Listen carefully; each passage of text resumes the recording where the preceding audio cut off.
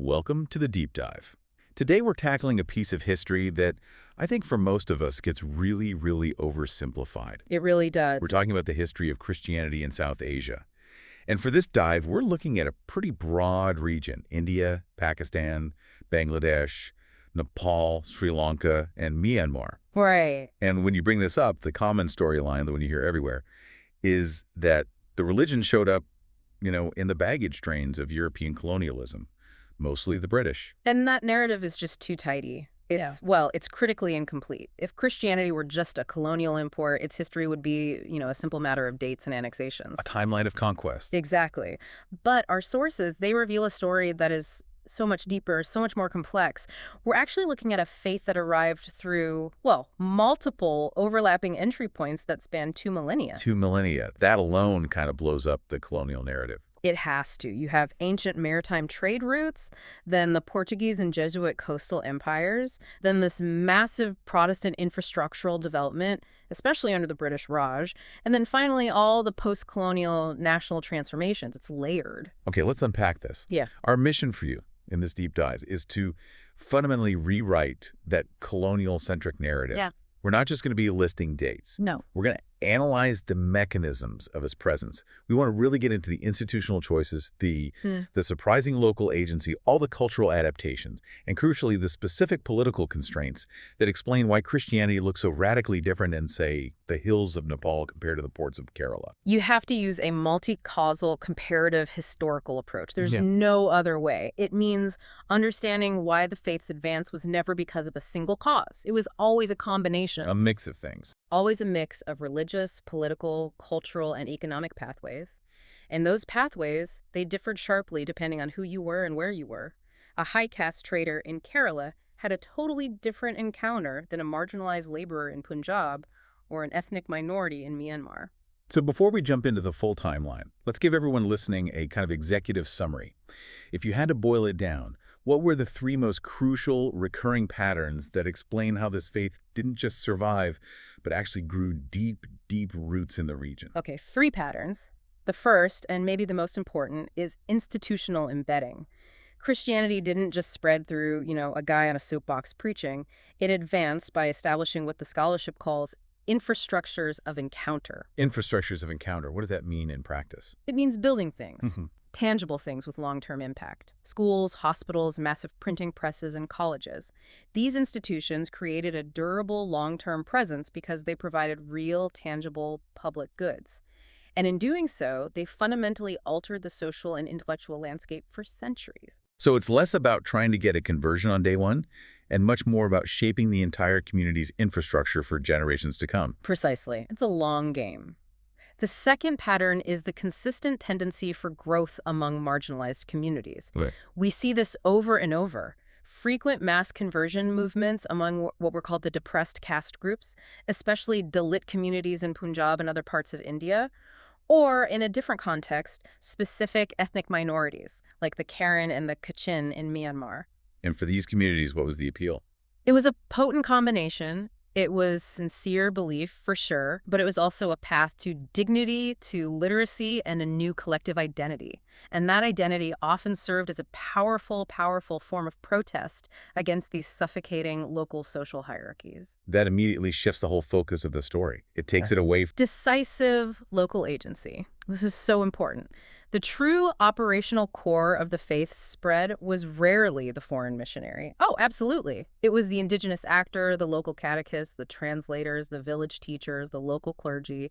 They were the ones who shaped the faith's vernacular forms. They were the ones translating these abstract European theological concepts into locally resonant idioms and ideas. And I imagine that agency became even more important in places where foreigners couldn't operate freely. Critically important. It became even more pronounced in environments where foreign activity was legally or politically constrained, like we see in post-colonial Nepal. So if we're really looking for the best explanation, the takeaway isn't to look at these 3 factors: institutions, marginalization, agency, and isolation. It's about how they work together. Absolutely. The ultimate conclusion of our deep dive has to be a cumulative interaction model. You need the institutional presence, which then enables vernacularization, which is then driven forward by local intermediaries. And all of this is happening within a very specific, always shifting regime of state power and law. Okay, so that's the framework. Keep that in your head as we go through this. Institutions, marginalization, and agency. If you do, the incredibly diverse history of Christianity across India, Pakistan, Sri Lanka, Bangladesh, Nepal, and Myanmar really starts to cohere. It starts to make sense. That sets the stage perfectly. So let's start the journey through the timeline. We'll begin with phase 1, the pre-modern communities. This is what, roughly the 1st to the 15th centuries? That's right. And this initial phase is the definitive evidence against that simplistic colonial import myth we were talking about. Because it predates it by centuries. By more than 1,000 years. What defines this period is the Indian Ocean connector. The earliest Christian contacts in South Asia were not made by European navies rounding the Cape of Good Hope. They were driven by these ancient, incredibly sophisticated Indian Ocean trade networks. So we're talking about trade, not conquest. Purely trade. These routes link South India across the Arabian Sea to the Persian, Mesopotamian, and Syriac Christian traditions. It's these trade routes that created the first contact zones in port cities and among trade diasporas, all well before the year 1500.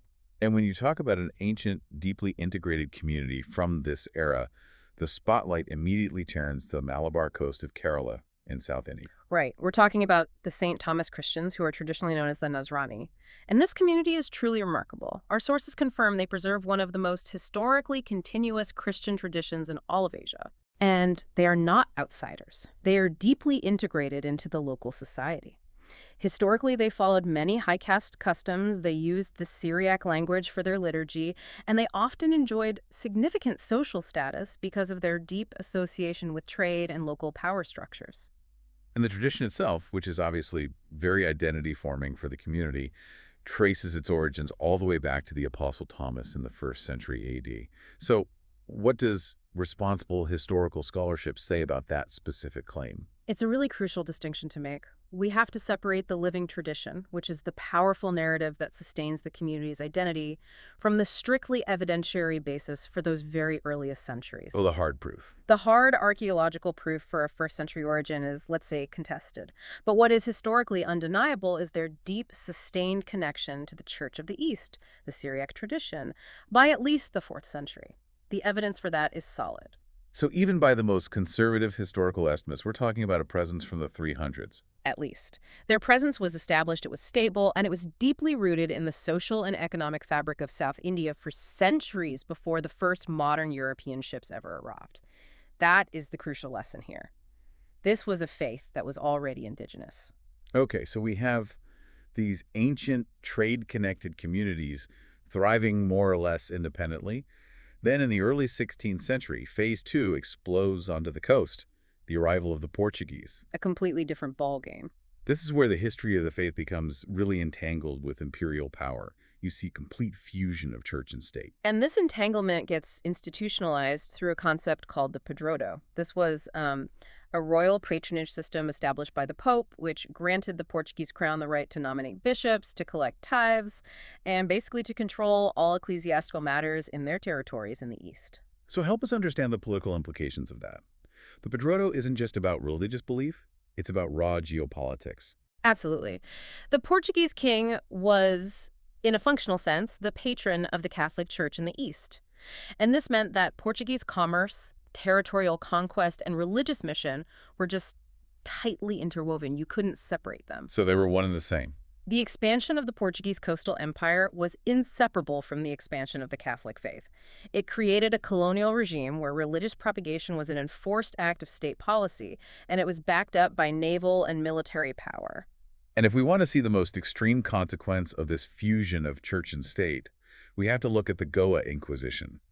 This provides a really necessary, if grim, counter-context to the more benign image of the St. Thomas Christians. The Goa Inquisition is a dark chapter, but it's essential context. It was established in 1560 and ran, with a brief interruption, all the way until 1812. Wow, that's a long time. A very long time. And its main purpose wasn't actually the mass conversion of non-Christians. That's a common misconception.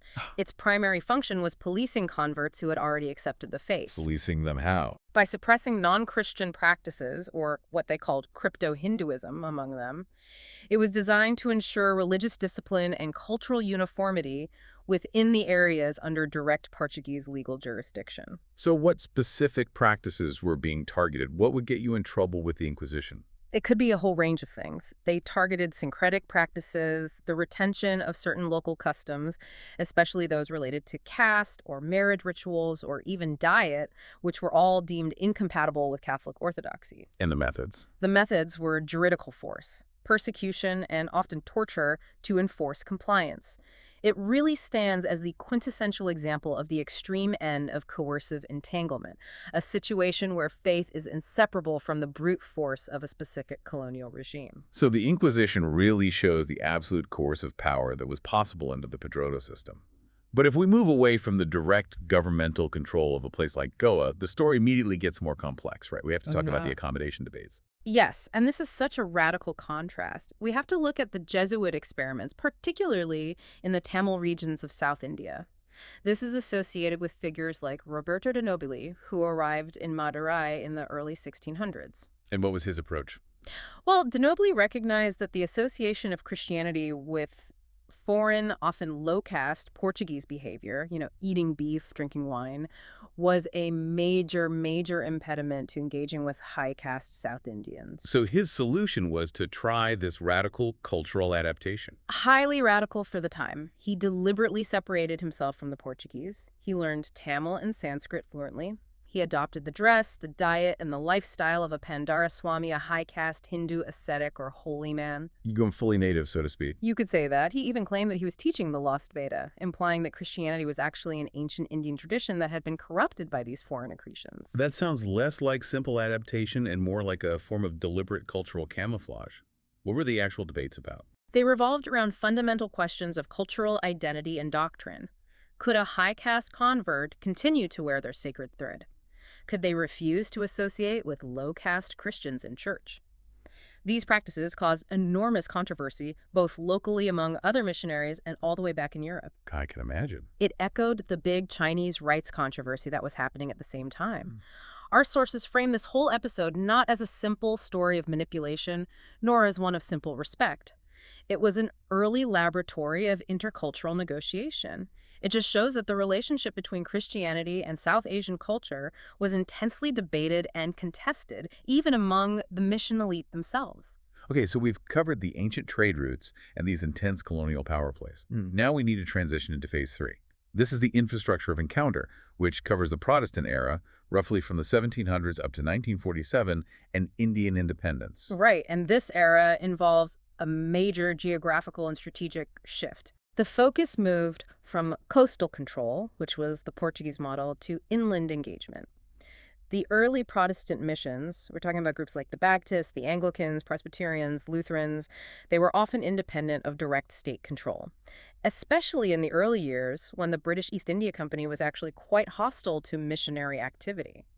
So their strategy had to be different. It had to be. Instead of juridical enforcement like the Goa Inquisition, they built durable institutions. And what was the truly defining tool that the Protestants introduced that allowed them to move inland and achieve this deep cultural penetration? One thing above all else, translation and print capitalism. The book became the central tool of engagement.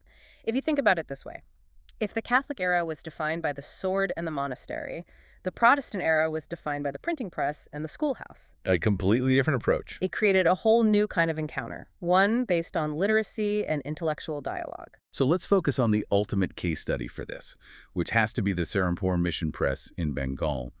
What exactly was happening there around the year 1800 that made it so revolutionary? Serampore, which is located near modern-day Kolkata, was a powerhouse. It was a hub of institutional fusion. It was established by these pioneering Baptist missionaries, most notably William Carey, Joshua Marshman, and William Ward. And Carey is a huge figure here. Huge.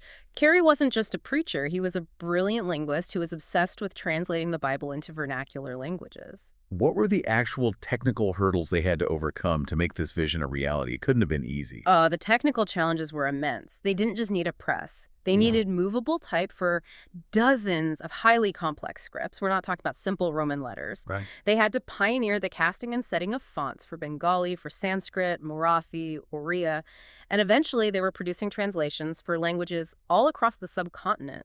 This was a technological undertaking of a tremendous scale. It really pushed the boundaries of early modern printing. So the press produced these Bible translations, of course, but what was its larger cultural significance? What was the ripple effect? The cultural impact went so far beyond church membership. By systematizing, standardizing, and publishing in the vernacular, the Serampore Press essentially catalyzed what we now call vernacular public discourse. So they were creating the tools for a new kind of conversation. Exactly. They printed dictionaries, grammars, literary works, and educational textbooks, not just Bibles. This initiative was instrumental in, some would say, inventing a modern Bengali literary language. It provided the intellectual tools for literacy and critique that were then adopted by people of all religious backgrounds, including Hindu reformers and Muslim intellectuals. So in a way, the mission unintentionally contributed to the growth of a literate intellectual class that would eventually use those very tools to engage in its own resistance against both the colonial project and the missionary message itself. That is the deep irony of institution building. By creating the infrastructure for modern communication, they fundamentally altered the literary ecosystem of Bengal. They were trying to convert souls, but they ended up establishing the foundation for modern print culture and pedagogy for the entire region. And this emphasis on institutions continues beyond the printing press. You have schools, colleges, hospitals. These became durable structures that offered public goods. This brings us right to education and social mobility. Yes, mission institutions created these long-term pathways for upward mobility, and these were highly, highly attractive in colonial society. Right. Because they often provided English language instruction, modern professional training, and access to networks that correlated directly with getting a good job in the administrative system under the Raj. Can you give us a prominent example of this institutional legacy, maybe in the region that later became Pakistan? A great one is Foreman Christian College, or FCC, in Lahore. It was established in 1864. FCC didn't just teach theology. It taught mathematics, philosophy, and the skills needed for colonial administration. And crucially, it became an interfaith meeting space. So it wasn't just for Christians. Not at all. It educated Hindu, Muslim, Sikh, and Christian elites all side by side. These institutions acted as these incredible intellectual and social platforms where different communities encountered modernity and, just as importantly, each other. This sounds, immensely beneficial to the individual students, whatever their faith. But it does raise a very challenging question that's often leveled against missions. The whole Rice Christian argument. How do we reconcile the obvious material benefit with sincere religious conviction? This is a necessary ethical nuance we have to address. We have to reject the simplistic, reductionist claim that conversion was just for money or for rice. Modern, rigorous scholarship finds that claim to be analytically shallow. So it's more complicated. It's always more complicated.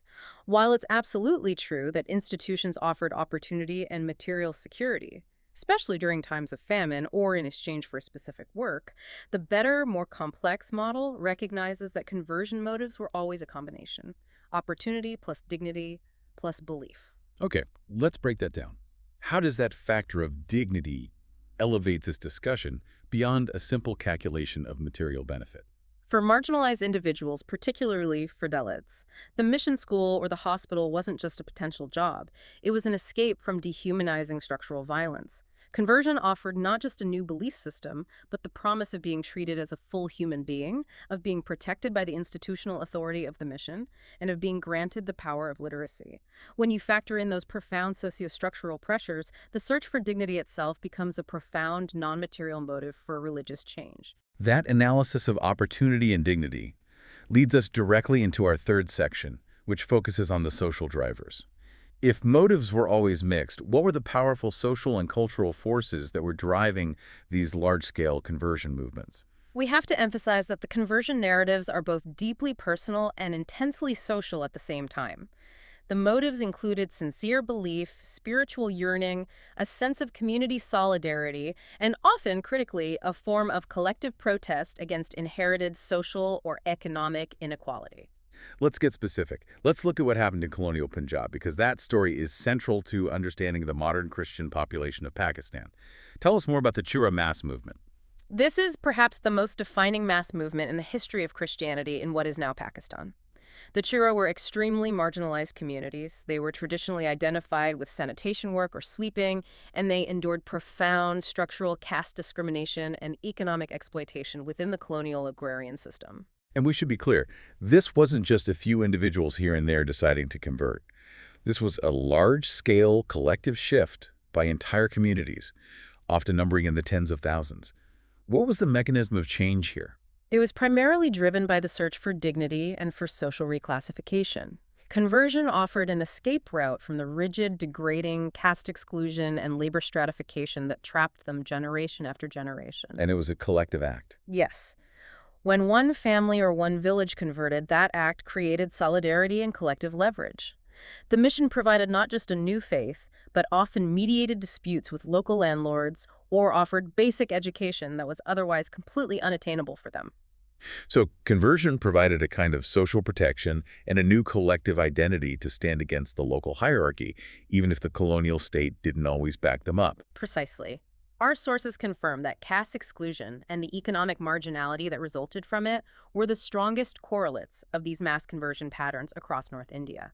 The power was in the collective movement. It was an act of sociostructural reorientation for the entire community. And did these trends just continue indefinitely, or did they change over time? They did not. And this is a really critical nuance. As the 20th century progressed, the dynamics began to shift. Competing reform movements emerged, both within existing Hindu and Sikh traditions, and also via secular nationalist politics that started offering alternative paths to social uplift and identity, paths that didn't require religious conversion. So there were other options on the table. Exactly. As new avenues for education and political mobilization opened up, the mass conversion trends began to slow down, which demonstrates that these movements were a response to a very specific, acute historical window of pressure and opportunity. Okay, now let's shift our gaze east to Myanmar. Here, we see a profoundly different, yet in some ways related, dynamic where faith became entangled with ethnicity and resistance. Myanmar provides a key comparative case study. Christian growth there was heavily concentrated among ethnic minorities, notably the Karen, the Kachin, and the Chin people, rather than among the dominant Bamar or Burman population. And this growth intensified under British colonial rule. How? Primarily through mission education, but what was key was that this education was often provided in the vernacular languages of these specific groups.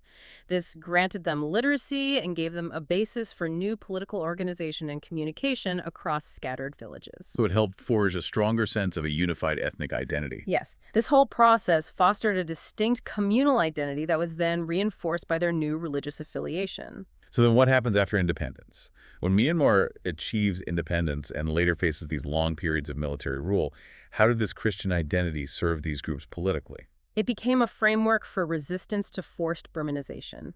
Under intense political pressure and attempts by the central government to enforce Bamar cultural and linguistic hegemony, Christianity became a very salient communal marker. So it wasn't a replacement for their ethnic identity. Not at all. It reinforced it. It gave them organizational tools, it gave them international connections, and it gave them a compelling narrative for self-determination against the state.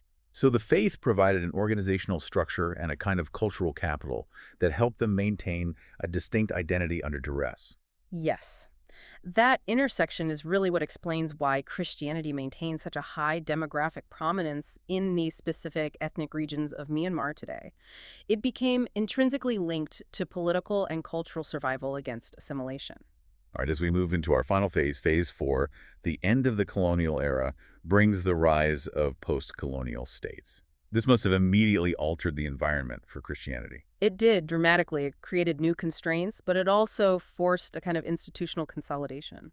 And the partition of British India in 1947 was obviously a monumental event. Christian communities suddenly found themselves as religious minorities in these newly formed nation-states. Right. They inherited these vast mission infrastructures, the schools, the hospitals, but they had to rapidly adapt to a radically altered political and legal landscape. So let's look at Pakistan, which was established as an Islamic republic. What was the immediate challenge for the Protestant churches there? The challenge was unification and governance. And that led directly to the formation of the Church of Pakistan in 1970. And what was that? It was a very sophisticated institutional response. It combined the Anglican, Methodist, Presbyterian, which were Scottish, and Lutheran bodies into a single union church. And that wasn't just a theological decision, I'm guessing? Not at all. It was a strategic imperative. They needed unified governance, they needed to pool their resources, and they needed to present a stronger, more cohesive collective voice as a vulnerable religious minority in a new country. And the public role of the church in Pakistan today is still very much tied to that original mission infrastructure, isn't it? Absolutely. Their public presence today is often defined by the legacy of those educational, health, and social welfare institutions. They continue to run major hospitals, primary schools, and colleges like Foreman Christian College. They provide essential services while at the same time navigating the immense challenges of security, citizenship, and political negotiation within an environment where their public religious expression is often constrained. Okay, now let's look at a scenario that really challenges the idea that Christianity has to follow empire. Nepal. Nepal was famously not colonized like British India. Its modern Christian growth is a clear example of what you could call growth under constraint. Nepal is such an invaluable case study. For centuries, it was a Hindu kingdom that was largely closed to the outside world. Modern Christian growth there is really tied to the political opening that began in 1951. But even then, the government was exceptionally cautious about foreign religious influence. So missions were allowed in, but with conditions. Very strict conditions. They were only allowed entry if they framed their activities as social service under strict legal restriction. Which means foreign missionaries couldn't just show up and start preaching freely on the street. Precisely. Organizations like the United Mission to Nepal, or UMN, they established crucial infrastructure, particularly in medical services and development. But they had to operate under explicit agreements with the Nepalese government that prohibited proselytism or conversion activity. They could heal the sick, they could educate, but they couldn't openly preach conversion. This leads us right back to one of our three core patterns from the beginning. Decisive local agency. If the foreign missionaries were legally muzzled, how on earth did the church grow? This is where indigenous leadership becomes the critical variable. Church growth in Nepal was fundamentally, almost entirely, driven by Nepalese converts themselves. These were often people who had encountered the faith while traveling abroad or who were converted by other Nepalese intermediaries. So it was a local movement. The local actors were the operational core. They facilitated the faith's spread through family networks, shared literature, and small, decentralized gatherings. Nepal demonstrates, maybe more conclusively than anywhere else, that indigenous energy, social networks, and local change mattered far more than foreign funding or colonial patronage ever could. This whole idea of state regulation brings us to the contemporary legal environment, which has become a major source of tension across the entire region. Indeed. We're seeing ongoing legal contestation that is defining modern Christian-state relations, particularly around the act of religious conversion itself. In India, this has taken the form of so-called anti-conversion laws, though they are sometimes officially labeled freedom of religion laws. Right. These are state-level statutes, not federal, that regulate or penalize religious conversion under specific conditions. And when you analyze them, they have common features. They generally require individuals to notify the state before they convert, and they criminalize conversions that are deemed to be conducted through coercion, fraud, or allurement. Okay, help us understand what allurement actually means in this legal context. That term seems to be the site of massive political and legal debate. It is. Historically and legally, allurement is interpreted to mean offering material benefits, so money, a job, or free education, as an incentive for someone to convert. But the political challenge there is huge. As we just discussed, these institutions inherently provide opportunity. That's the conflict. The laws often force a very difficult, very blurry distinction. Is providing a school a genuine public service? Or is it an allurement designed to change religious demographics? This makes the very definition of coercion and allurement a fiercely debated site for regulating the public boundary of religious freedom. And Nepal, even though it shifted from being a Hindu monarchy to a secular republic, it still maintains provisions restricting conversion. Yes. The Nepalese criminal code includes provisions that restrict conversion and proselytism. They criminalize any effort to change someone's religion by force or inducement. And legal experts argue that these provisions create a definitive, chilling effect on religious freedom. They make the public expression or dissemination of the Christian faith legally hazardous for both local leaders and development workers. Before we pull all this together in our synthesis, we need to give adequate time to Sri Lanka and Bangladesh. They represent these unique intersections of the phases we've discussed. Sri Lanka is the perfect example of layered colonialisms. You can see the entire timeline compressed into one island. What do you mean? First, you have the Portuguese presence, establishing strong Catholic parishes along the coast in the 16th century. Then the Dutch arrive in the 17th century. They're Protestant, and they actively try to dismantle the Catholic structures while promoting their own Dutch Reformed initiatives. They often required civil servants to subscribe to the Reformed faith. And then finally, the British layer on top of all that. The British consolidate power, they bring in various Anglican and other Protestant networks, and they invest heavily in educational and medical institutions. But a critical factor across all three colonial layers in Sri Lanka was the power of Bible translation and printing. And what was the effect of that? Well, this technological focus didn't just spur the growth of the Christian community, it also catalyzed powerful Hindu and Buddhist reform responses. These movements were aimed at countering missionary polemic and reinforcing indigenous cultural traditions. So missionary activity inadvertently spurred a kind of cultural renaissance in other faiths, a reaction that ended up reshaping vernacular identity. Absolutely. The printing press was a double-edged sword.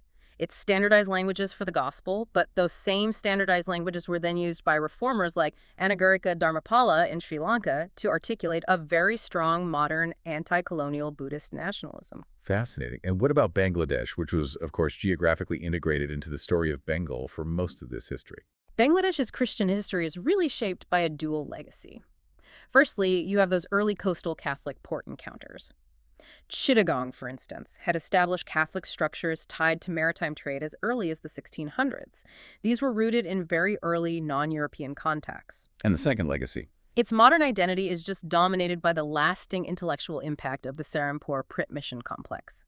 It fundamentally affected the Bengali language and culture, defining the terms of modern vernacular literacy for the entire region long before partition ever happened. This has been an incredibly expansive deep dive. We've covered centuries, 6 different national contexts, and wildly divergent social outcomes. It is time for the synthesis. If we are going to reject that simple colonial import myth, what is the most powerful model that explains the varied patterns of the faith's expansion? I think the only viable model is convergence. No single driver, not trade, not empire, not money, not even belief on its own, can explain the whole pattern. The spread of the faith required a cumulative interaction of 5 distinct elements to be present. And the nature of the Christian community in any given region depended on which of those elements were the strongest. Okay, let's nail down those 5 elements one last time for everyone. First, you need contact zones. These are the ancient trade networks or the imperial ports. You need something to enable that initial transmission. Second, you must have institution building, the schools, the presses, the hospitals, to create those durable long-term platforms and provide public goods. Got it. Third, and essential for any kind of cultural longevity, is vernacularization, the deep translation and printing initiatives that made the faith linguistically and culturally accessible. Fourth, and this is absolutely non-negotiable, you need local agency. The indigenous actors who taught, translated, and led the community, especially where foreign intervention was weak or restricted. And the final, overarching element that contains all the others. The entire process was conditioned by state and law. This is the political environment. Whether it was the coercive power of the Portuguese Padroado, the more permissive, if complicated, environment of the British Raj for Protestant expansion, or the strict legal constraints imposed by post-colonial states like Nepal and modern India, the law determined the public boundaries of religious practice. And that convergence model beautifully explains why Christianity looks so ancient and rooted in Kerala, so deeply institutional in Pakistan, so highly ethnic in Myanmar, and so intensely constrained in Nepal. It lets us hold all that complexity honestly. It moves us past the easy, simplistic answers and into true historical understanding. So let's do a quick final myth versus evidence review, just to consolidate the biggest takeaways from this deep dive. Okay, myth 1. Christianity arrived only with modern Europeans. Evidence. Pre-modern communities, integrated via the Indian Ocean trade, existed in South India for centuries before Vasco da Gama was even born. Myth 2. All growth was forced or top-down. Evidence. Coercive episodes definitely existed. Goa is the prime example. But the most significant, sustained growth was voluntary. It was mediated by indigenous actors, and it was driven by that potent mix of belief, dignity, and education, often rising from the bottom up among marginalized groups. Myth 3. The missionaries alone deserve the credit or the blame for the growth.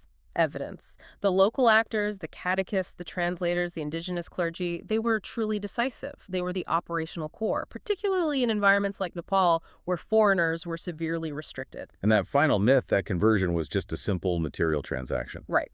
Myth 4. All converts changed their religion purely for money. Evidence. While institutional opportunities were a powerful magnet, serious scholarship rejects the simple bribery model. The motives were fundamentally mixed. They were often rooted in the search for social dignity and as a form of structural protest against existing inequalities alongside genuine religious conviction. Okay, here's where it gets really interesting for anyone listening to us today. We've traced how deep and how wide the cultural impact of this history is, especially through translation and printing in places like Bengal and Sri Lanka. The establishment of these infrastructures didn't just spread a faith. It helped to invent modern vernacular publics. That's absolutely right. The debates that were happening in the 19th century about creating standardized scripts or choosing the appropriate vocabulary for sacred texts or deciding who even had access to literacy, these were battles over the authority to shape public discourse and vernacular identity itself. So what does all of this mean for someone living today in India or Nepal, where these exact same issues are being debated in courts and parliaments regarding these anti-conversion laws? What's the final provocative thought that builds on this whole deep dive? The modern legal and political debates that are swirling around conversion about who can change their faith, how that change is monitored, and what constitutes coercion or allurement are at their core a direct continuation of those 19th century translation and institution debates. They are about regulating the very social sphere that the missions helped to create. So it's about the boundaries of legitimate religious change. Exactly. The final thought for you to consider is this.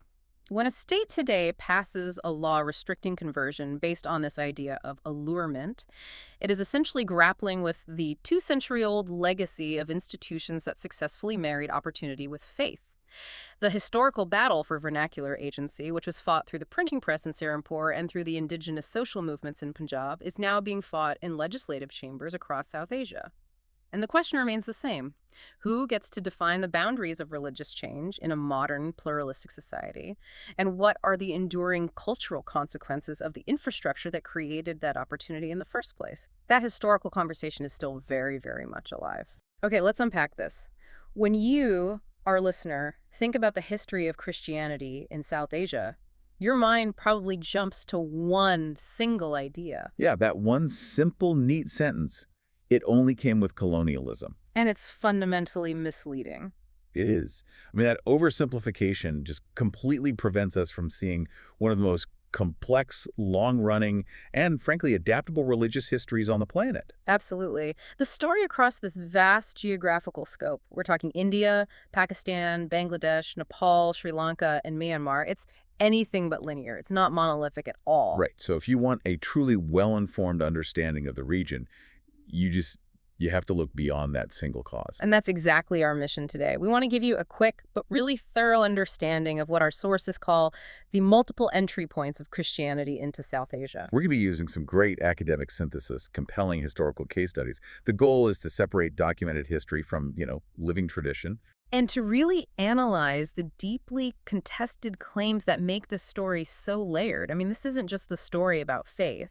It's about trade routes, shifting empires, the mechanics of print technology, and the very structure of social class. Exactly. And when you step back and you look across the sheer diversity of these regions, I mean, from the ancient coast of Kerala all the way to the constrained modern valleys of Nepal, you can start to see these three broad recurring patterns. Patterns that explain how Christianity actually gained traction, how it rooted itself so deeply, and established a permanent presence. I mean, these patterns help us explain survival and growth, even when state support was completely absent, or in some cases, actively hostile. So what stands out to you as the first and maybe the most enduring of these patterns? Well, first is something we can call institutional embedding. And this often surprises people because it moves the conversation beyond purely theological arguments. Okay, so what do you mean by that? Institutions. Christianity often advanced where it could successfully establish structures that provided lasting public goods. So think schools, colleges, hospitals, and this is a huge one printing presses. Right, these infrastructures of encounter, as the sources call them. That's the term. They created these long-term, not explicitly really, just pathways for interaction between Christian ideas and the broader community. These were structures built for longevity, not just, immediate conversion. I really appreciate that focus on infrastructure. It immediately moves the conversation beyond just the image of a preacher on a street corner and into economic and civic development. It does. So what's the second key pattern we have to acknowledge? The second pattern involves explosive growth among marginalized communities. We see this time and time again across the colonial era. Specifically with certain groups. Yes, specifically among Dalit and other depressed caste groups in India, or among certain ethnic minorities in places like, say, Myanmar. And for these communities, what was the driver? For them, conversion often functioned simultaneously as a search for belief, dignity, and a new collective identity. It offered a genuine alternative to the intense, suffocating social hierarchy they were born into. That is such a crucial distinction. It's not just a change in personal belief. It's a shift in collective identity, social standing, and often, economic opportunity. It's all of those things wrapped into one. And the third pattern, I suspect this is the one that gets ignored most often in histories that focus only on European actions. Oh, it absolutely is. The third pattern is decisive local agency. And this really cannot be stressed enough. So who are we talking about here? We're talking about the indigenous catechists, the local translators, the teachers, the clergy. They were the operational core of this entire enterprise. They were the ones actually doing the work on the ground. They were the ones who shaped the faith. They created the vernacular hymns. They defined the language used for worship. They determined the social ethics of the new community. They were the indispensable local intermediaries who truly indigenized the message, making it local, resilient, and sustainable. So when you put those three patterns together, the institutions, the social dynamics, and the local leadership, what's the ultimate explanation we're taking away today? The ultimate multi-causal conclusion is that Christianity's trajectory in South Asia is best explained by a cumulative interaction. A convergence. A convergence. You have institutional presence combined with vernacularization, all of it facilitated by these decisive local intermediaries, and all of it happening within constantly shifting regimes of state power, law, and pre-existing social hierarchy. So it's a complex story of multiple overlapping pathways. Never a single, simple road paved by empire. Okay, to really grasp the scope of this complexity, we need to map out the history a bit. Our sources give us this really useful comparative framework. 5 distinct historical phases of contact and operation. And this timeline is critical because it forces you to compare regional contexts and to recognize that, different mechanisms were dominant at different times. It's not a one-size-fits-all history. Not at all. So let's run through those phases quickly, just focusing on the defining characteristics before we really dive into the specific case studies. All right, let's do it. Phase 1, this is the 1st to the 15th centuries. This is the pre-European era, early contacts. We're talking Indian Ocean trade, Persian, and Syriac Christian links, very localized communities, especially in South India. And the mechanisms here, it's not conquest. No, it's merchant networks. It's the use of Syriac liturgy and this seamless integration into local social structures. Sometimes they even received royal patronage. This is the era of trade. Then you hit phase 2, from the 1500s to the 1700s. The game changes completely. Oh, yeah. This is the explosive Portuguese and Jesuit era. It's defined by Catholic coastal expansion and this state-church entanglement known as the Periodo. We'll have to define that in a moment. And it's also the time of these early, really intense internal debates over cultural accommodation. The mechanisms were mission stations, schools, and critically, the institutional power of the state, which in some regimes was definitely coercive. Which leads us to phase 3, the 1700s up to 1947 or 48, the big shift. The massive shift of the British colonial period and Protestant missions. This phase sees the explosion of printing, translation, modern education, medical work. And the large-scale mass movements. Exactly, the mass movements among marginalized communities. The mechanisms here are presses, major colleges, and vernacular Bibles. It's institutional sophistication on a massive scale. Following that, phase 4 from the 1900s into the late 20th century. This is about dealing with the new national realities. The trauma of partition, the rise of nationalism, the emergence of post-colonial states. And that leads to what? Institutional consolidation. You see major church unions being formed. And it's the beginning of this long negotiation with legal constraints and new minority rights regimes. Which brings us to today, Phase 5, the contemporary period. Late 20th century to the present. We're seeing globalization, the rise of NGOs, continued rapid growth in some areas like Nepal, and, very importantly, the tightening legal environments in others.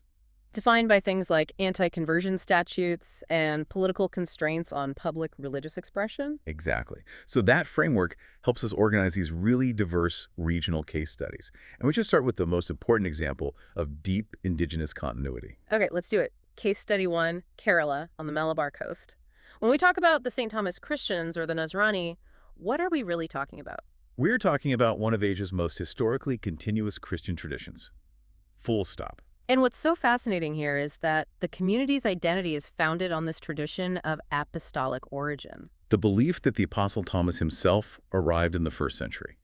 And this tradition isn't just some historical footnote. It's a powerful, ancient, identity-forming narrative. And it situates them not as newcomers, but as a community with a shared heritage that's comparable to the region's oldest faiths. Precisely. But being responsible historians, we do have to distinguish, as the sources do, between that incredibly powerful and deeply cherished living tradition and what can be definitively proven with, say, archaeological evidence for those earliest centuries. Right. The tradition itself is a historical fact, regardless of the precise 1st century documentation. That's a great way to put it. And the core mechanism of their survival and longevity is crystal clear. So It was deep integration into the social fabric of the Malabar coast. they weren't sustained by European empire because it hadn't even reached the region for over 1,000 years. No, they were sustained through robust merchant networks that linked them to the wider Syriac and Persian Christian world. So their liturgy was Syriac, not Latin or English. And they adopted local social customs, even certain high-status markers that placed them firmly within the local social hierarchy, not outside of it. Yes, they were recognized as a distinct high-status community long before the Portuguese ever showed up. They were deeply connected to that Indian Ocean trade world. And that deep rooting meant that when the political and economic environment shifted, as it did with the various colonial incursions, The community already had centuries of local legitimacy and institutional resilience. Their identity was rooted in continuity, not in opposition to the local culture. okay, now hold that image in your mind. Deep, local rooting, merchant networks, continuity. And now let's shift abruptly to the 16th century and the arrival of the Portuguese. Which brings us to case study 2, Goa and the coercive colonial state, This is a 180-degree turn. a complete turn in methodology and intent. The Portuguese crown, unlike the trading merchants who arrived in Kerala centuries earlier, achieved this tight, intentional fusion of empire, commerce, and Catholic mission.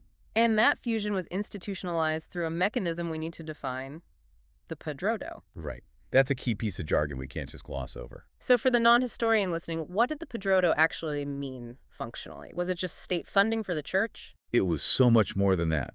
The Padroado was a system that was set up by a series of treaties and papal bulls, and it granted the Portuguese crown the right and the duty to propagate the faith in its territories. Okay, so what does that mean in practice? Functionally, it meant the Portuguese king had the power to nominate bishops, control the revenue of ecclesiastical properties, and manage the entire administrative structure of the church in its overseas territories. So the state was basically the financial and administrative boss of the church. Mission expansion became indistinguishable from state expansion. Precisely. And this structural fusion led to the establishment of education systems, extensive parish structures, confraternities.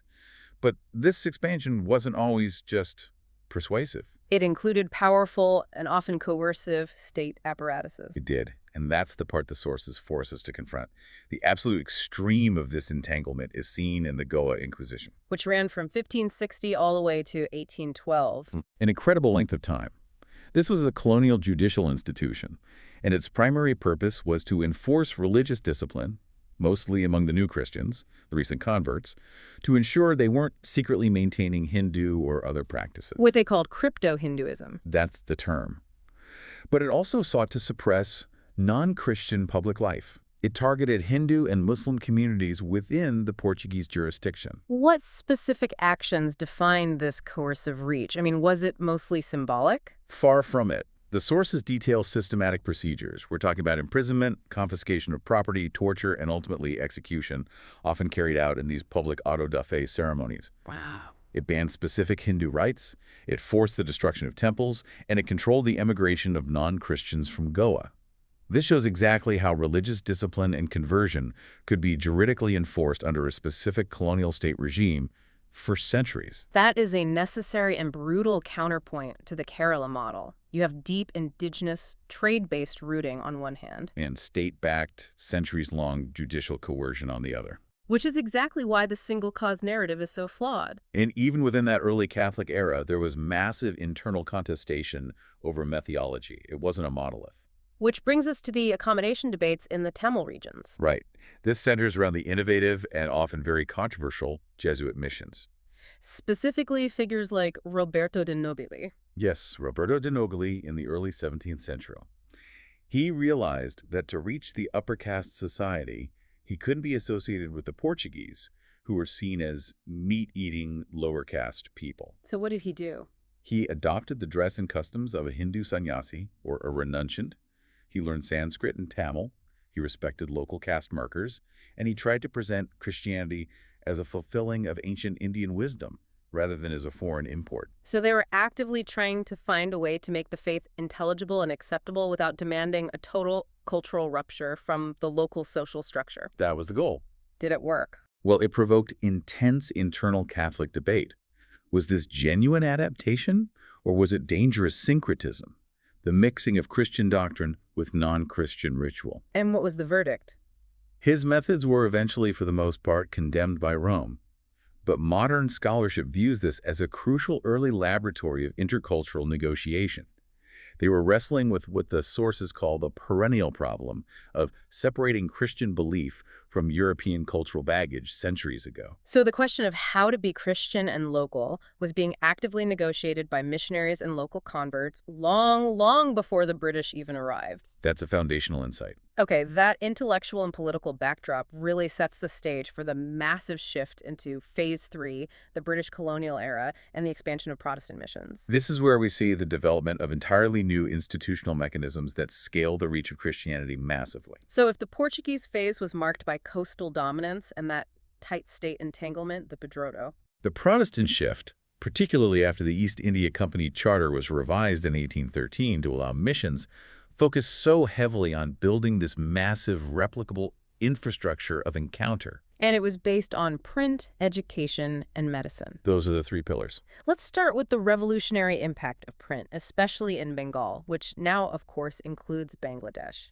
This is mechanism 1, the print revolution. You absolutely cannot talk about this era without focusing on the Serampore Mission Press, established around 1800, just outside Calcutta.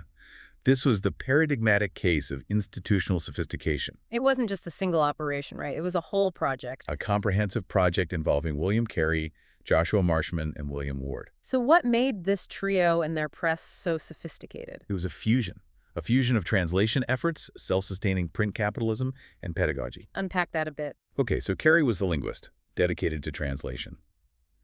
Ward managed the technical printing operation, developing the use of metal and wood type in multiple vernacular scripts. And critically, they ran a self-sufficient enterprise How? by minimizing their reliance on foreign funding, by also publishing commercial non-religious texts. They made it a business. They weren't just printing Bibles, were they? We need to be specific about how they broadened the public sphere. Oh, far from it. While their major goal was Bible translation into dozens of languages, often using their own handcrafted typefaces, they also contributed profoundly to vernacular literary production. For instance, Carey's major contribution was the Sanskrit grammar. They published dictionaries, legal texts, histories, astronomical almanacs. and that's where the long-term impact really lies. When you produce grammars and dictionaries, you are contributing to the standardization, the codification, and the growth of the languages themselves, Bangla, Marathi, Sanskrit. which fundamentally altered the intellectual landscape and democratized access to knowledge. It impacted non-Christians and literary culture in general. And that impact is still tangible. Sources like Banglapedia document this legacy meticulously. They show how the Serampore effort helped shape the modern structure of the Bengali language and fostered a new vernacular public sphere where ideas could be discussed and disseminated through print, not just oral tradition. That leads us straight into mechanism two, education and medical missions. These institutions were the other pillar of this new infrastructure, and they were also focused on longevity. Absolutely. Schools, colleges, and hospitals weren't just mission stations. They offered tangible public goods, literacy, modern education, healthcare. They created these powerful long-term social pathways. And enduring platforms of interfaith interaction. Exactly. They were stable institutions that survived changes in mission strategy. We see this so clearly in colonial Punjab, which today spans into Pakistan. Let's take Forman Christian College as a key specific example of this educational infrastructure. Institutions like Forman Christian College, founded in Lahore, became these durable, high-quality interfaith meeting spaces. And they provided the higher education that was essential for participation in the colonial administration and modern professions. In doing so, they deliberately produced elites, leaders, thinkers, civil servants across all religious lines: Muslim, Hindu, Sikh, and Christian. So the college's legacy isn't solely a Christian one. It's a shared educational and civic legacy that trained a huge portion of the region's professional class. Correct. The focus was often on shaping the environment of encounter, recognizing that direct conversion attempts were often less effective than building lasting civic trust and intellectual exchange. And medical missions, which were often run by women missionaries, played an equally important, though often different, role. Yes, especially in legally constrained environments. In contexts where legal and political arrangements explicitly restricted overt preaching, healthcare and development often became the sanctioned legal way for Christian organizations to operate. The need for modern medical care was undeniable, regardless of your religious affiliation. Exactly. And we see this very explicitly in the case of Nepal, which we'll discuss more later. Service institutions were often permitted under legal arrangements that restricted open proselytism. The service infrastructure itself became the primary method of engagement and a marker of public legitimacy. Proving the value of the institutions in a politically neutral way. The discussion of institutions naturally leads us to the social equation. Why did vast numbers of people, often from very specific social strata, decide to affiliate with this new religious tradition? And this brings us to a major point of knowledge refinement for you, our listener. Right. Okay, let's challenge the myths of conversion head on. The single most common cynical claim you hear, even today, is that all converts changed religion for money or material gain. And scholarship is absolutely clear on this. This monocausal claim is analytically bankrupt. It's also ethically questionable, especially when you're discussing movements that involve thousands of families over generations. Of course, material conditions and institutions that offered social mobility mattered. Yes, they definitely mattered. But reducing conversion for an entire continent to simple bribery is just. It's an intentional simplification that completely ignores social history. So what's the better, more scholarly model that accounts for the historical complexity and the diversity of motives? The scholarly consensus proposes a complex interaction: opportunity plus dignity plus belief, all in varying proportions, depending entirely on the specific community, the region, and the historical context. So religious conviction matters just as much as social conditions and the opportunities for a life free from structural oppression. They're all part of the same equation. We see this interaction most powerfully in case study 3, the Punjab mass movements in colonial Punjab, which now includes parts of Pakistan. This history details the significant movements that occurred among the most marginalized communities in the late 19th and early 20th centuries, notably the Chura community, who were designated as untouchables. Can you explain those socio-structural pressures for us? What was the lived reality of the Chura community that shaped their decision-making? Well, the Chura were defined by the most severe caste discrimination. They were often relegated to mandatory, hereditary sanitation and scavenging labor. So they faced intense economic and labor marginality. And they were frequently locked into debt servitude under local landlords. So conversion offered them an avenue for social reclassification, a chance to register under a new group identity, like Mazhabi Sikh or Christian, which could legally facilitate an escape from debt or provide access to mission schools. So it wasn't a choice between belief systems in a vacuum. It was a choice made under extreme social and economic constraint, where religious change offered a path to basic human dignity. That's it, exactly. Missionaries offered education and healthcare, which were tangible opportunities. The sources show that people weren't just trading one set of rituals for another. They were seeking a solidaristic collective identity and social justice that challenged the traditional caste structure. And what happened to this movement over time? Did it just sustain itself indefinitely? It sustained itself for many decades, but it was dynamic. You see later slowdowns as other powerful alternative socio-religious reform movements, like the Arya Samaj or various Sikh reform movements, emerged. So they were offering different non-Christian routes to uplift and identity formation. Exactly. Christianity was one powerful pathway among several options that developed in response to colonial modernity and social injustice. Okay, so if Punjab shows us how Christianity intersected with caste and class structure, our next case study shows how it intersected powerfully with ethnicity and political organization. Let's look at case study 4, Myanmar, Burma. Right. Myanmar demonstrates how Christian faith became thoroughly entangled with ethnic identity, particularly among groups who were traditionally marginalized or viewed with suspicion by the dominant Burman population. Both under colonial and post-colonial regimes. Oh, And we are talking specifically about high-growth groups like the Karen, the Kachin, and the Chin. What was the mechanism here? the initial mechanism was mission education and vernacularization. This often resulted in these groups being among the first in the region to achieve high literacy rates in their native languages. And that provided them with not only scriptural knowledge, but also... Access to new forms of political organization and modern identity articulation. And how did that connect to political resistance? As the political environment changed, especially with the rise of intense nationalism and later the post-colonial push for Burmanization, Christian faith became a highly salient communal marker. So it provided a unifying identity. A unifying identity and an institutional network schools, churches, that allowed groups like the Karen and Kachin to articulate political claims, to resist cultural assimilation, and to organize for self-determination. So the faith became instrumental in the creation of a new political and communal identity that stood against the dominant culture. It illustrates how faith can operate under intense political pressure as a vehicle for resistance. That's the interpretation advanced by the academic treatments. And it explains why Christianity became so numerically prominent among these specific groups, and why the faith is often seen today as inseparable from their distinct ethnic and political identities. Through all of these case studies, Kerala, Goa, Punjab, Myanmar, the one thread that ties it all together, and which we have to reiterate, is the decisive role of local agency. Indigenization. Oh, absolutely. I mean, just think about the logistical and cultural difficulty of operating across all these linguistic borders. Without indigenous actors, the local translators who made the scripture speak the language of the people. The catechists who taught the faith, the teachers in the schools. The clergy who administered the sacraments, the entire project just stalls. They were the operational core. Without them, Serampur's hundreds of translations would have been useless, and the mass movements would have lacked the local, trusted leadership needed to form coherent, sustainable communities.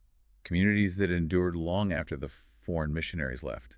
And their importance only increases in contexts where foreigners face legal or cultural restrictions, forcing the local church to rely completely on indigenous wisdom and leadership. For its vernacular expression, its hymnody, its social ethics, this is the root of the faith's longevity. As we move into Phase 4, the history shifts dramatically.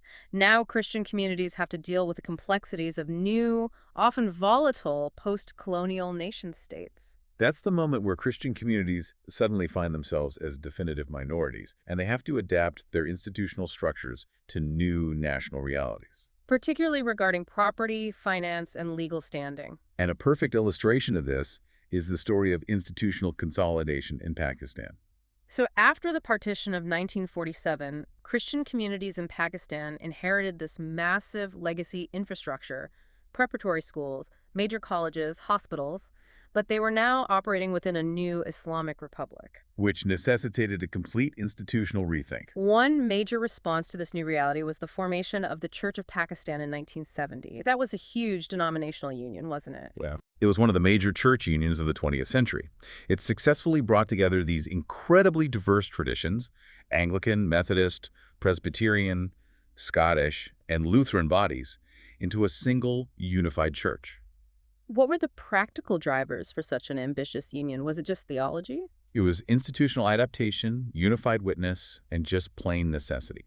Operating as a small minority, they needed efficiency. It makes sense. Uniting allowed them to pool resources, manage property more effectively under new government regulations, and speak with one consolidated voice on national issues. It allowed the minority faith to operate more efficiently and effectively in the new national context, preserving their legacy institutions. And their continuing public role, as the source material highlights, often focuses heavily on maintaining those legacy institutions in education and health. They are active in civil society, often reflecting their history as vital providers of social goods. Now let's turn to a context that was never formally colonized by the British, which offers a unique contrast in how institutions and state constraints interacted. Right. Growth under constraint in Nepal. The Nepal situation is really distinctive because it was a Hindu kingdom until very recently, and modern Christian expansion is tied directly to the political opening that occurred after the overthrow of the Rana regime in 1951. And crucially, this growth was managed through a very specific model of service missions that were working under explicit and often severe legal constraints. Yes, organizations like the United Mission to Nepal, UMN, established these enduring healthcare and development infrastructures. But did the UMN simply operate freely? Or were there conditions placed on their work? Oh, there were major conditions. Mm. They operated under formal agreements with the Nepalese government that specifically prohibited proselytism or direct conversion attempts by any foreign workers. So the service, the hospital, the school, the development project, that was the entry point, the sole permitted avenue for public engagement. Exactly. The physical presence of the foreign-funded institution was allowed, but the religious expression of the mission was severely constrained by law. And this means the physical presence of the foreign-funded institution was allowed, but the religious expression of the mission was severely constrained by law. Precisely. And this forced a model where the vast majority of church growth after 1951 was driven almost entirely by indigenous leadership, often operating in social networks and family units rather than through foreign missionary activity. So Nepal is maybe the purest example of that indigenization pattern operating under intense legal pressure. I think it is. And that leads us directly to the contemporary landscape and the ongoing negotiation between faith and state, the contemporary legal environment of Phase 5. This is where the political debates about conversion are playing out most explicitly today, particularly in India, where numerous states have enacted what are called freedom of religion laws. Often referred to as anti-conversion laws. That's right. What are the primary regulatory features of these laws that shape the current context for Christian communities? Well, a U.S. Library of Congress legal report summarizes that these laws are designed to regulate or penalize conversions carried out under these broadly defined categories like coercion, undue influence, fraud, or allurement. That word allurement is the one that really stands out. It's subject to such wide interpretation. It is. It's often interpreted to include the offer of education, healthcare, or other social benefits that are offered by mission institutions. And we must be clear here that we are only reporting on the existence and content of these laws as part of the modern Christian-state relationship. We're maintaining strict neutrality on the intense political debates that surround them. That's vital. Because regardless of their varying legal effectiveness, their very existence fundamentally shapes the public context. They force a constant negotiation of legitimacy and restrict the ability of faith communities to openly solicit new members. Thus, increasing the risk associated with public religious expression.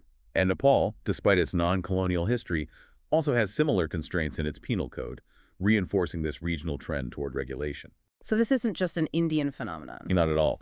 Nepal's shift from a Hindu monarchy to a secular republic included constitutional and criminal code frameworks that restrict conversion and proselytism.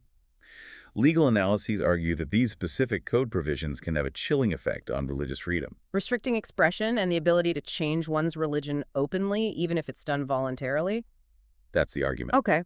So across the region, from former British India to the formerly Hindu Kingdom of Nepal, we see states arriving at a modern regulatory environment that places specific legal constraints on the public act of conversion. It highlights that the relationship between religious identity and state power, which really began with the periodo, is still a defining characteristic of Phase 5. Only now the state's power is aimed at restricting expansion rather than enforcing it. Okay, we've covered a huge amount of territory, from first-century trade routes to modern penal codes. Now it's time for synthesis. We need to use the power of comparative history to reinforce that central argument. The story is never uniform. The comparative approach is what lets us map the full spectrum of Christian interaction and the role of state power. So let's take that first powerful contrast we established, Goa versus Nepal, They represent the two absolute extremes of state entanglement and non-entanglement. Goa demonstrates the potential for state-supported coercion, specifically through the juridical authority of the Goa Inquisition, which ran for over 250 years. The church operated with the explicit, heavy backing of a colonial state that enforced religious discipline. And you contrast that with Nepal after 1951. There, growth occurred under the explicit condition of legal constraint. Managed through service missions like the UMN.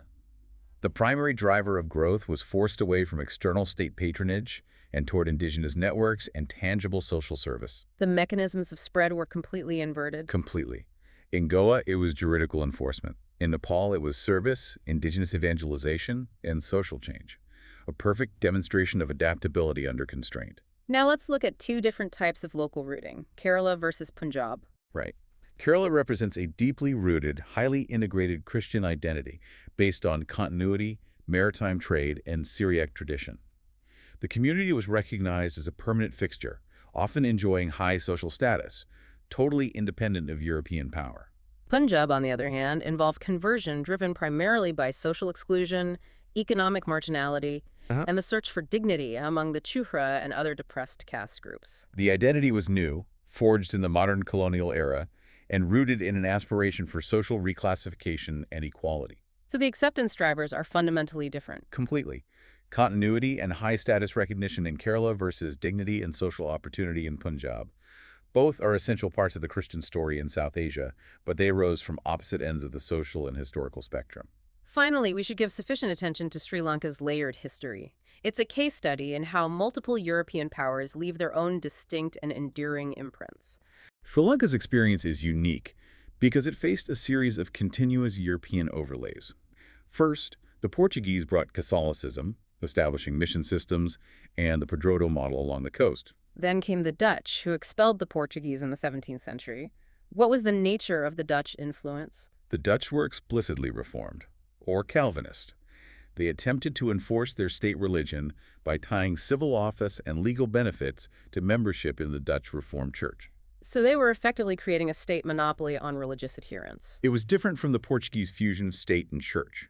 The Dutch tried to make it a condition of citizenship. And finally, the British Protestant era followed.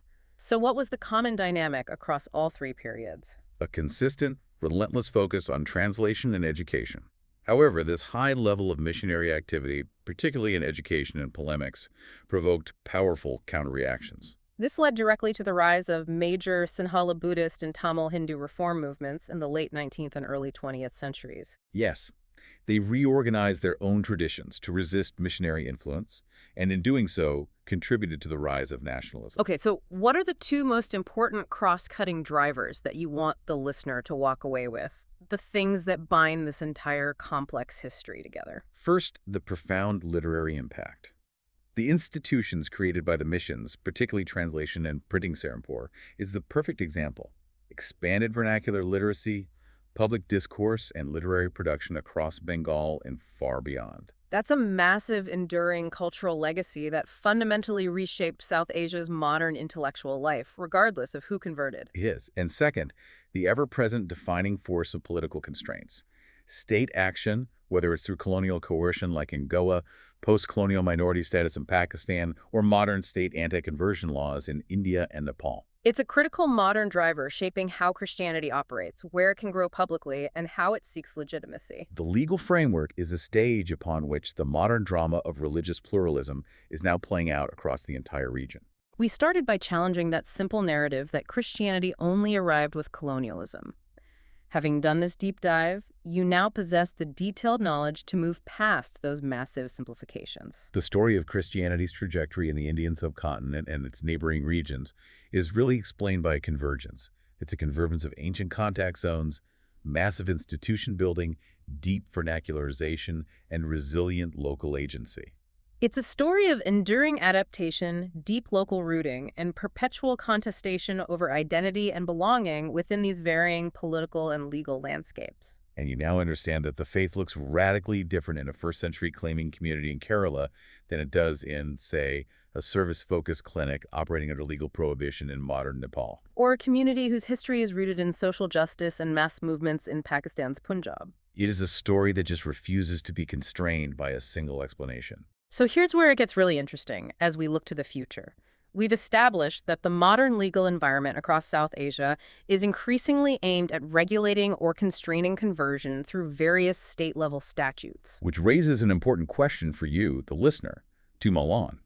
If the emphasis on legally controlling conversion continues to tighten across this Phase 5, How will the public engagement strategy for Christian communities have to fundamentally shift? will the model of long-term institutional service and indigenous leadership, the one we've seen so clearly in non-colonized, legal-constrained contexts like Nepal, become the singular, dominant, and most sustainable strategy for maintaining public legitimacy and continued existence in the 21st century?